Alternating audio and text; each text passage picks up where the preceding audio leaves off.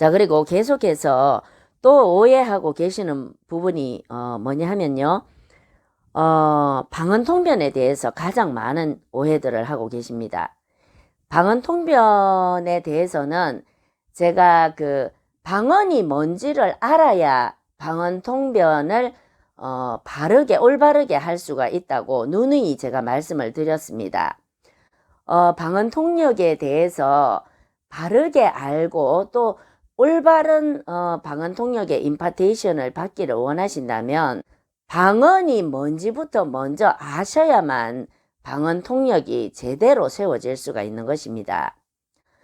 저의 영상 성경을 기본으로 한 방언의 종류 4가지, 그리고 실제로 방언통역을 해보면 1편 그리고 2편 이렇게 3가지 영상을 꼭 보시기를 추천드립니다.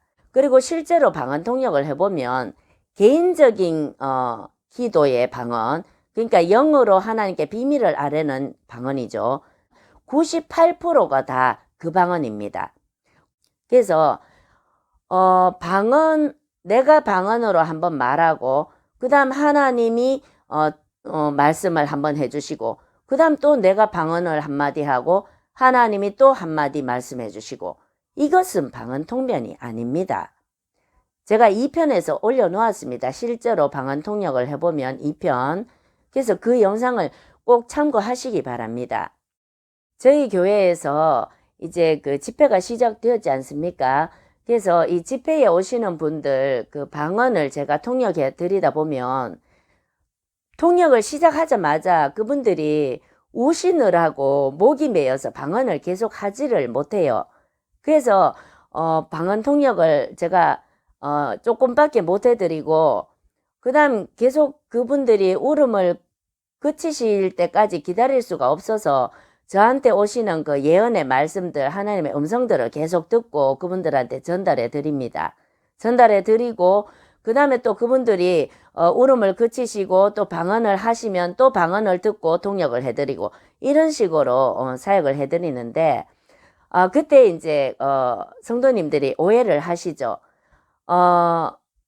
우시느라고 목이 메여서 방언을 못 하시기 때문에 제가 하나님으로부터 오는 그 예언 또 음성 이런 것을 이렇게 듣고 전해드리는 건데 그게 방언 통역이라고 오해를 하시면 안 되는 것입니다, 여러분. 내가 하나님께 방언으로 기도하는 것을 통역하는 것은 방언 통역. 그리고 하나님이 성도님에게 말씀하시는 것은 예언. 이렇습니다, 여러분. 그래서 이것을 분명하게 아시기 바랍니다. 제가 성도님들이 너무 목이 메여서 방언을 더 이상 못하시기 때문에 예언을 해드리는 것이지 그것이 방언 통역은 아닙니다, 여러분. 그래서 저희 교회에 오셔서 방언 통역을 받으실 때 이것을 아시고 받으셔야 합니다. 그래서 제가 오늘 잠깐 방언 통역에 대해서 분명하게 다시 한번 더 말씀을 드리겠습니다. 고린도전서 14장 26절에 보면 그런즉 형제들아 어찌할까 너희가 모일 때에, 자, 여기서 모일 때에는 초대교회 예배할 때 성도들이 모일 때 그때를 말하는 것입니다. 그런즉 형제들아 어찌할까 너희가 예배하러 모일 때에, 그때 초대교회 때는 성경이 기록되지 않았을 당시입니다. 그때는 성경이 없었습니다.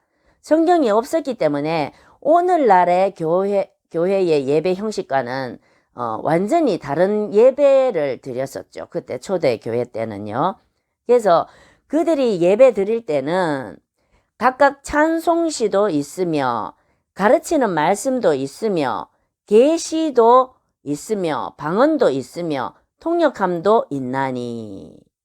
자, 여기서 각각 성령의 인도하심에 따라 각각 찬송시도 있으며 이게 방언 찬양 또는 영찬양 또는 이것을 그 방언의 성경을 기반으로 한 방언의 4가지 종류, 그것 외에 방언 통역을 해보면 그 내용과 그 기능적으로 대체로 한 7가지 정도로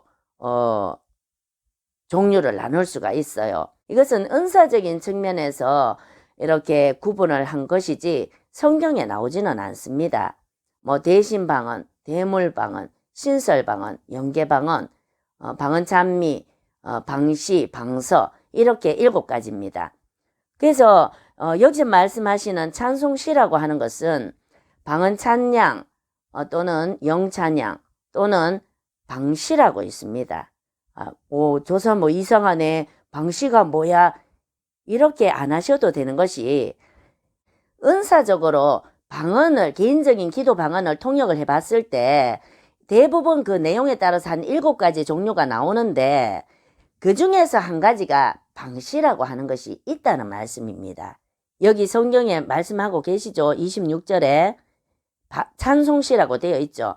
그래서 초대교회 예배를 드릴 당시에 너희가 예배 드리러 모일 때에 각각 찬송시도 있으며 이때 찬송시가 방언찬양, 영찬양, 방시 이런 것이 될 수가 있다는 것입니다.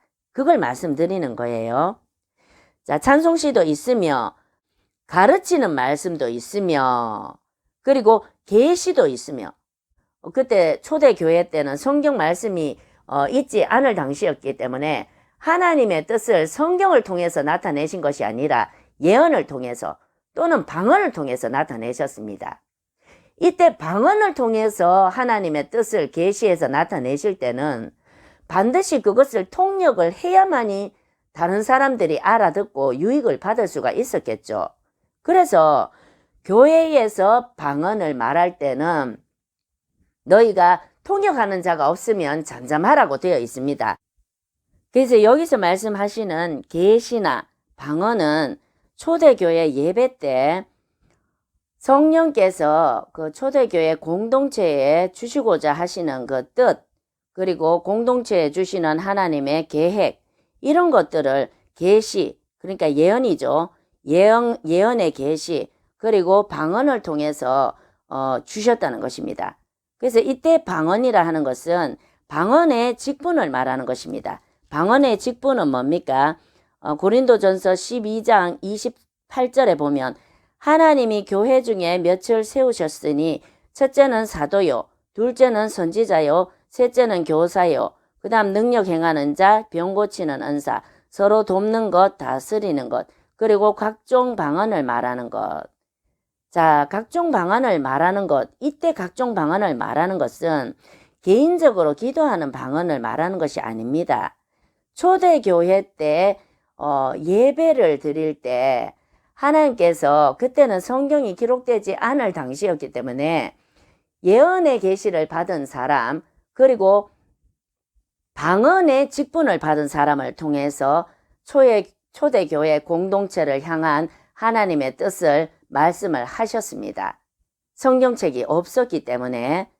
그래서 그때 예배 드릴 당시에 계시를 말하는 사람, 그러니까 예언이죠. 예언을 말하는 사람과 그리고 방언을 말하는 사람, 그 사람들이 초대교회 공동체에게 하나님의 뜻을 전했습니다. 그러면 예언은 알아들을 수가 있는데 방언을 말하면 반드시 통역하는 사람이 있어야 교회의 다른 사람들이 유익을 받을 수가 있겠죠. 그래서 이 고린도전서 14장 28절에 보면 만일 통역하는 자가 없으면 교회에서는 잠잠하고 자기와 하나님께 말할 것이요. 이렇게 말씀하고 계시는 겁니다. 그래서 고린도전서 14장 26절부터는 초대교회에 예배를 드릴 때 어떻게 예배를 드리라. 초대교회에 예배를 드릴 때 이런 식으로 질서 있게 예배를 드려라. 그것에 대해서 말씀하고 계시는 것입니다. 다시 14장 26절부터 제가 한번 읽어보겠습니다. 그런즉 형제들아 어찌할까? 너희가 모일 때에 각각 찬송시도 있으며 그리고 가르치는 말씀도 있을 것이며 또 계시도 있으며 예언이죠. 또 방언도 있으며 방언만 하면 안 되겠죠. 다른 사람들이 못 알아들으니까. 그리고 방언이 있으면 방언을 통역함도 있나니 모든 것을 덕을 세우기 위하여 하라. 자, 27절. 만일 누가 방언으로 말하거든. 자, 누가 방언으로 말하거든. 이거는 역시 방언의 직분을 예배할 때 개인적으로 예배 드릴 때 사람들이 모였을 때 그때 개인적으로 기도하는 것이 아니라 초대교회 공동체에 하나님의 뜻을 전하는 그 방언을 말하는 것입니다. 두 사람이나 많아야 세 사람이 차례를 따라 하고 한 사람이 통역할 것이요. 자, 28절입니다. 만일 통역하는 자가 없으면 교회에서는 잠잠하고 자기와 하나님께 말할 것이요. 그리고 29절입니다. 예언하는 자는 둘이나 셋이나 말하고 다른 이들은 분별할 것이요. 자, 이것 역시 초대교회 예배 때 하나님의 뜻을 예언하는 자를 통하여 말씀을 하실 때 그때 둘이나 셋이나 분별하라는 그런 것을 말씀하고 계십니다.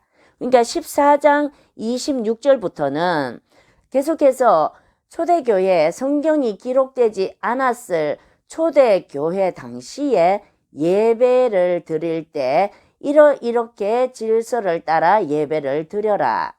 이것을 말씀하고 계신다는 것입니다.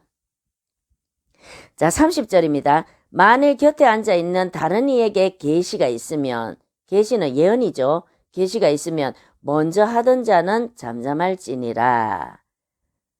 너희는 다 모든 사람으로 배우게 하고 모든 사람으로 권면을 받게 하기 위하여 하나씩 예언할 수 있느니라. 그리고 32절에 이런 말씀을 하십니다. 예언하는 자들의 영은 예언하는 자들에게 제재를 받나니. 자, 그러니까 성경이 기록되지 않았을 당시이기 때문에 사도들이 한 교회에만 계속해서 상주해서 머물러 계시지 않았다는 것입니다.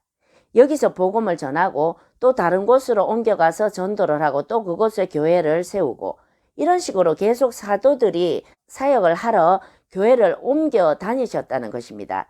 그래서 예언하는 자가 또는 방언의 직분을 받은 자가 예배할 때에 성령의 그 어떤 영의 제재를 받지 않고 마음대로 막 예언을 할 수도 있었겠죠. 그럴 때 예언하는 자들의 영은 예언하는 자들에게 제재를 받나니 이렇게 말씀을 하고 계신다는 것입니다. 이것 다 초대교회 때 예배하는 모습에 대해서 기록하고 계시는 말씀들입니다. 예언하는 사람도 성령의 뜻을 교회 공동체에게 전하고 이런 식으로 특별히 설교하는 자가 따로 세워지지 그 당시에는 따로 세워지지 않았기 때문에 이런 식으로 예배가 진행이 되어졌다는 그런 말을 고린도전서 14장에 기록하고 계신다는 말씀이죠.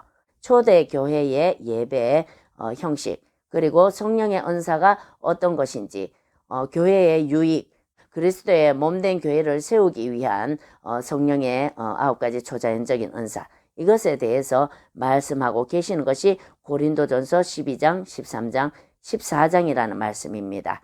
그래서 여러분들이 특별히 방언에만 머물러서 방언 기도를 할 때 나에게 이런 증상과 현상들이 나타나는데 이것이 무엇이냐? 여기에만 너무나 신경을 쓰시고 거기에만 머물러 계시는 분들이 너무 많이 계십니다, 지금. 근데 여러분 더 큰 은사를 사모하시기 바랍니다. 바울 선생도 말씀하고 계시지 않습니까? 더 큰 은사를 사모하라. 너희는 더 큰 은사를 사모하라 하셨습니다. 방언은 개인의 덕을 세우는 그런 은사입니다. 그렇기 때문에 계속해서 성령 하나님께 집중하면서 방언을 하시다 보면 다른 은사가 임하는 것은 물론이고 나의 덕이 자꾸만 세워져 갑니다. 방언을 할 때 이런 것이 나타나더라. 이런 것에 머물러 계시면 아주 은사의 낮은 단계밖에 머물 수밖에 없습니다. 그래서 거기서 벗어나시기 바랍니다. 더 큰 은사를 사모하세요. 방언 통역 받고 싶잖아요, 여러분. 예언의 은사 받고 싶잖아요, 여러분. 그 밖에 여러 은사들 받고 싶지 않습니까? 그래서 이런 은사들을 사모하실 때 자꾸 부어주시는 것이지 거기 현상적인 것에만 머물러 계신다든지 방언에만 너무 신경을 쓰신다든지 이렇게 하면 결코 그 더 큰 은사가 올 수가 없습니다. 그렇기 때문에 이 시간부터는 성령의 불을 더 사모하시고 성령의 기름 부음을 더 사모하시면서 나가십시오. 방언에 머물지 마세요. 더 이상은. 오늘 이 영상을 통해서도 분명히 방언이 열린다든지 또는 그 밖에 다른 은사들 임파테이션 된다든지 아니면 성령의 불이 뜨겁게 가슴 가운데 일어난다든지 이런 어떤 기름 부음이나 임파테이션이 일어나는 분들이 반드시 계실 것입니다. 그것을 믿고 제가 이 영상을 제작하고요. 여러분들 이 영상을 통하여 많은 유익을 받으시길 예수님 이름으로 축복합니다. 감사합니다.